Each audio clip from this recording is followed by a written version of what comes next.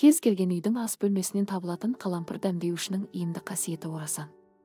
Жұпар иісі мен күйдіргіш дәмімен ерекшеленетін бұл өсімдік бағзы замандардан емдік мақсатта қолданылып келеді.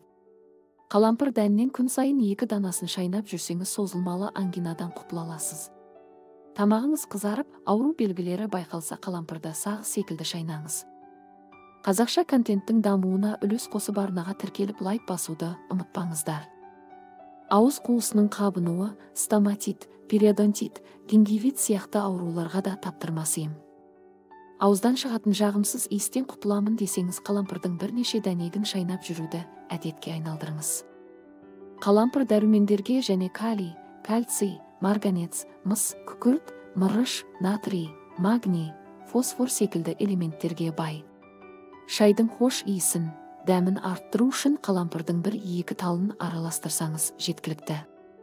Тамақ ішерден 30 минут бұрын қалампырдың азғана мөлшерін ішіп алсаңыз ішектің ақ құрттарын 2 күннің ішінде жояды. Қалампыр шоқтарының құрамындағы эвгенол, кариофилен және иланген сияқты хош иістер мен 20% эфир майы ағзадағы инфекциялық бактерияларды жоятын күшке ие. Қалампыр сондай-ақ қатерлі ісікті тоқтатуға және оның қайталануын болдырмауға көмектеседі.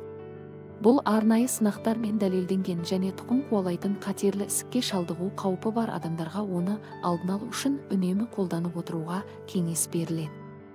Қалампырдың 2 данасын шайнау 1 кесе кофе ішкенмен тең. Қан қысымының төмендеуінен пайда болатын шаршау, бас айналу және бастың үздіксіз ауруы секілді симптомдарды басуға жақсы әсер етеді. Хош иісті дәмдеуіш ұйқы режимін де қалпына келтіреді.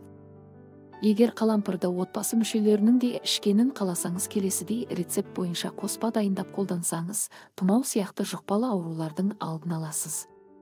Қоспаны 1 кесе сүтке сары май, ас содасы, 1 ас қасық арпа талқаны мен 1 тал қалампыр қосып дайындайсыз. Қалампырдың сапасын тексергіңіз келсе, оны кеседегі суға қатты екпінмен лақтырыңыз.